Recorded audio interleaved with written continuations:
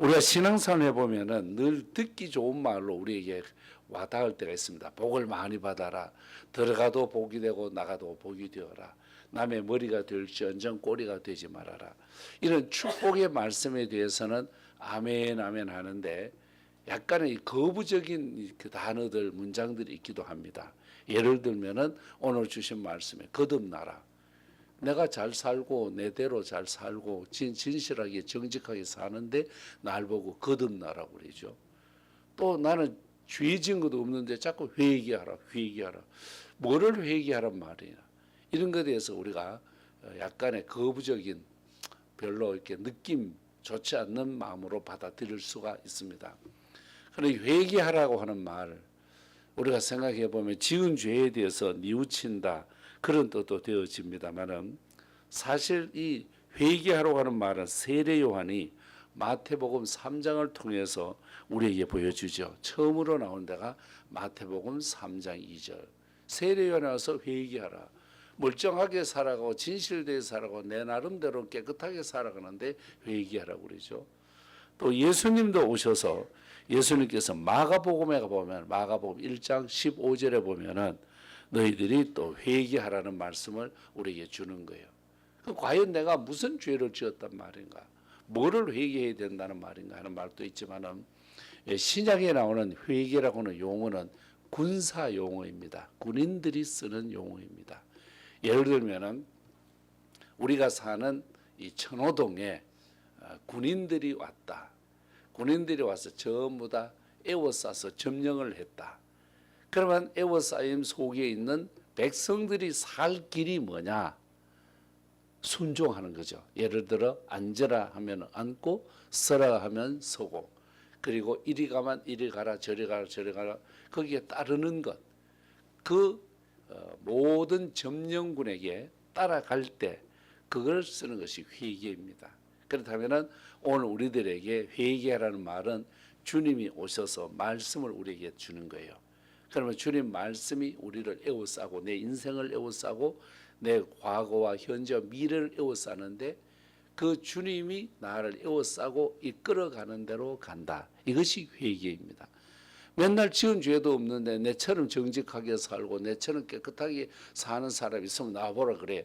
이렇게 나오는데 그런 회개가 아니라 말씀이 우리에게 임했을 때 성령께서 우리에게 임했을 때 거기에 전폭적으로 지지하고 거기에 따라가는 것을 회개라고 말합니다. 그렇다면 세례 요한이나 예수님이 오셔서 회개하라는 말씀 속에 예수의 말씀 세례 요한이 먼저 예비하면서 왔던 그 길을 따라가고 그 길을 우리가 함께 우리가 점령자의 뜻을 따라가듯이 따라가는 삶. 주의 말씀에 따라간 자체가 회개라고 하는 거예요. 그렇다면 저나 여러분은 오늘 회개의 삶을 살고 있는 거예요. 구약 시대의 회개라고 하는 말은 어떤 뜻이냐면 이사야 26장 2절에 나오는 말씀인데 문을 연다는 말입니다. 성문을 연다.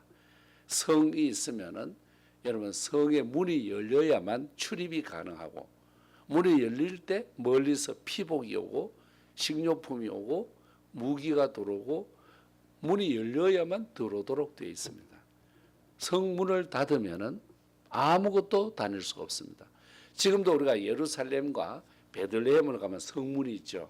밤이 되면은 그 문이 닫히면 아무것도 할 수 없어. 오고 갈 수가 없는 것처럼 문을 열 때에 받아들일 수 있고 공급에 대해서 우리가 피복, 식료품을 받아서 살아갈 수가 있는 것을 회개라고 말합니다.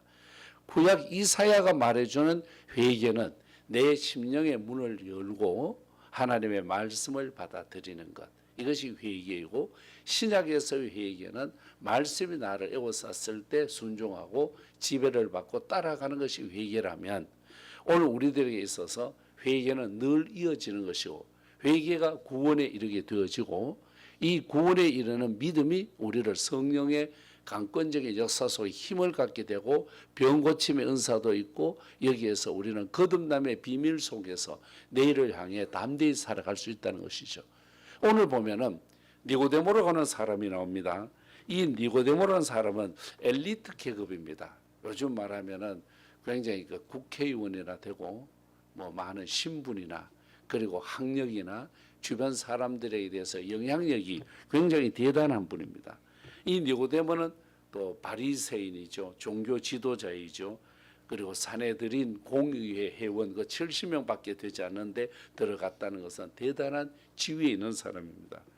근데 이 사람이 모든 것에 땅에 있는 조건은 갖추어졌는데 마음에 평화가 없는 거예요. 솔직히 사는 게 아니라는 그런 말이죠. 사는 게 재미가 없다는 것입니다. 근데 오늘 여기에서 주시는 말씀 속에서 보면은 예수님을 만나면서부터 네가 거듭나야 된다. 이 거듭나야 된다는 말은 특별히 공간복음에는 나오지 않습니다. 예를 들어 마태, 마가, 누가복음에는 나오지 않습니다. 요한복음에 나오고 또 한 곳 나온 데가 베드로서인데 거기에 보면은 거듭난다는 단어가 나옵니다. 이 거듭난다는 말은 저도 처음에는 이게 이해가 안 됐는데 제일 쉬운 이해가 시골에서의 풍습을 저에게 소개해 준 이야기가 저를 굉장히 이해를 쉽게 도와주었습니다. 여러분 시대와는 이제 좀 거리가 떨어진 시대니까 혹시 할아버지 할머니가 쓰시던 이동식 화장실 기억나실 겁니다. 그 요강이라고 그랬는데 어느 목사님이 장로님 댁에 가셨더니 장로님 마당 구석쟁이에 버려진 요강이 있는데 그 집에서 쓰지를 않는 거예요. 그래서 목사님께서 장로님 저거 버려진 요강 날 주면 안 돼요. 아니 장로님이 좋은 걸 달라 그러지 목사님 하필이면 버려진 것이고 더러운 그 오물을 받아내는 걸 왜 달라고 하죠? 아 저를 주세요. 목사님이 달라고 하니까 준 거예요. 그런데 한 보름 후에 목사님께서 참 예쁜 보자기에다가 선물을 싸들고 오신 거예요. 그것도 장로님 생신날. 장로님이 너무 기뻤습니다. 이게 뭐냐고. 장로님 한번 열어보라고. 열어보니까 그것이 밥그릇에 국그릇이에요. 밥. 다시 말하면은 그 노쇠로 된 거죠. 너무너무 반짝거리고 좋은 것. 밥을 담고 국을 담아 먹는 양반들의 이러면 그릇이 된 거예요. 장로님이 놀랐죠. 어떻게 된 거예요? 목사님이 던집니다. 장로님 이거 버려졌던 거 내가 주물 공장에 가서 새롭게 녹여서 만든 것입니다. 거기에 은혜가 있더라고요. 여러분 오늘 우리가 그렇습니다. 어쩌면 본질상 진노의 자녀인 우리들이 어쩌면 의인은 없나니 한 사람도 없는 우리들인데 예수를 믿는 믿음이라고 하는 것 때문에 우리를 거듭나게 해주는데 이 거듭났다는 말은 여기에 말씀대로 뭐 엄마 태중에 다시 들어갔다 나온다 그런 의미가 아니라 우리가 함께 마주 본다 이런 뜻입니다. 예를 들어서 우리가 사랑하는 부부가 바라보잖아요. 바라볼 때 어떻습니까? 눈이 있으니까 보죠. 눈을 열어야 보는 것. 근데 내가 바라볼 수 있고 바라본다고 해서 나의 배우자가 다 보이는 게 아니죠. 어떨 때 보이느냐? 빛이 있어야 보이는 겁니다. 나는 바라봐도 빛이 없으면은 나의 사랑 아내나 사랑하는 남편을 볼 수가 없습니다. 꼭 필요한 것이 뭐냐? 빛이 있어야 볼 수 있습니다. 바로 거듭남이라고 하는 것은 내가 하나님을 바라보지만 하나님이 나에게 빛을 보여주는 것.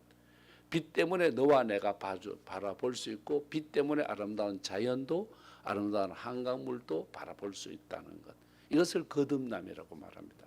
그래서 저는 여러분에게 거듭남이라고 하는 것은 예수 이름 때문에 내가 영적으로 눈을 열게 되었고 하나님이 은혜로 나를 도와서 건져주신 구원이 맞닥뜨려지는 것. 이것을 거듭남이라. 그래서 저는 여러분은 오늘도 예수를 구주로 믿고 내가 심령의 눈으로 주님을 바라보고 주님이 빛을 보여주어서 여러분 우리는 다 거듭남의 사람이라는 것입니다. 이런 거듭남의 사람이 오늘 우리가 가져야 될 일이 있다면 뭘까? 그 행복함, 즐김입니다. 이렇게 좋은 것을 받았는데도 우리가 즐거움이 없다면 여러분 그것도 조금 생각해 봐야 될 것이죠. 여러분 돈을 모아가지고 MP3 옛날에 MP3 사고 오늘 우리들에게 있어서 좋은 물건을 샀잖아요. 그럼 그 물건을 샀을 때 행복이 있어야지. 우리에게 있어서 하루를 주어졌다. 새날이잖아요. 행복이 있어야 될 거 아니에요. 밥을 먹지만 어제 먹는 밥, 오늘 먹는 밥 비슷하지만은 그 속에 영양분이 있고 나를 살리게 하지 않습니까? 여기에 대한 행복과 감사가 있을 때 거듭남의 사람이 된다는 것이죠. 우리들에게서 오늘 좋은 직장을 주셨다. 여러분 어떻게 생각하시고 일반 직장에 가서 여러 가지 일들로 인하여서 생각들이 많아질 수도 있지만 저나 여러분이 하는 일은 선교적 가치관을 가지고 있지 않습니까? 선교적 가치관도 있고 하나님이 불러주신 아브라함 모티브라고 하는 부름받은 자의 삶도 있고 모세 모티브라고 해서 예배자의 자리로 나가는 삶도 있고 바울 모티브라고 하는 것이 있는데 이 바울 모티브라는 것은 나가서 선교하는 거거든요. 저와 여러분은 지금 이 선교의 바울 모티브에 들어가서 거듭남을 가지고 간증하고 거듭남을 가지고 자랑하고 남들을 또 소개해서 남들이 믿게 하고 남들이 은혜 받게 하니 여러분 얼마나 고귀한 우리의 삶입니까? 오늘 나를 귀하게 보는 하루가 될 수 있기를 축복합니다. 나는 아무것도 아니야. 난 죽어버릴까? 나 때려쳐버릴까?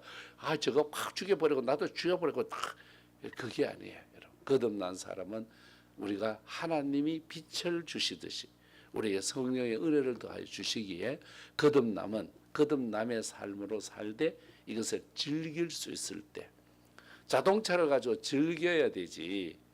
자동차를 가지고 다른 차 바라보면서 나는 내가 팔자가 왜 험해야지 이런 자동차만 타면 여러분 별것 아니야. 남산 타워에 올라가서 내려보고 63 빌딩에 가서요. 롯데타워 가서 120층에 가서 여러분 강변북로나 올림픽대로 바라봐요. 티코나 에쿠스나 작기는 똑같아. 별것 아니야. 호텔이나 25,000원 준 인숙이네 집이나 똑같아. 인숙이네 집 알죠? 여인숙. 들어갈 때만 약간 기분 좋지. 불거만 똑같고 여러분 침대의 면적 똑같이 별것 아니야. 문제는 하루를 내가 어떻게 즐기고 어떻게 감사하고 내 책상에서 어떻게 감사하냐. 저도 지금 감사하고 있는데 우리 동기들은 다 은퇴하고 늘 오늘은 어디 갈까 고민해요. 그래서 맨날 지공 어른들인데 지하철 공짜로 타는 분을 지공 어른이라고 그래요. 여러분이 지하철 교통카드 얹으면 빽 소리 나지만 가 요리잖아요. 어른들의 카드를 얹으면요 공짜 두 글자 나옵니다. 달라요. 여러분 잘 들어보세요. 이 공짜 카드를 가지고 하루는 수원 갔다가 하루는 소요산 갔다가 하루는 인천 갔다가 이렇게 지내는 우리 동료들도 많아. 나를 너무 부러워하는 거예요. 왜? 너는 책상도 있잖아. 책상. 우리들에게서 책상이 있고 데스크탑 컴퓨터가 하나 있어도 그게 우리에게는 그렇게 좋은 삶인데 여러분 만약에 실직했다고 생각해 봅시다. 어떻게 해서 데스크탑 그리울걸요. 빙빙 돌아가는 회전 의자도 필요할걸요. 우리의 삶이 오늘 주어진 이 시간을 얼마나 감사하고 얼마나 즐기느냐에 따라서 달라져. 모든 조건을 갖췄던 니고데모가 이 거듭남의 예수 비밀을 알고 나니 인생의 삶이 달라진 것을 우리는 믿고 있습니다.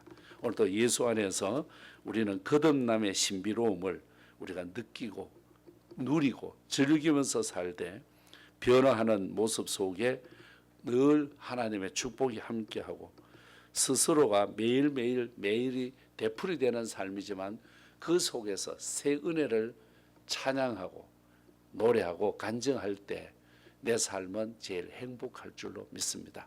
행복한 이 하루 되시기를 주님 이름으로 축복합니다.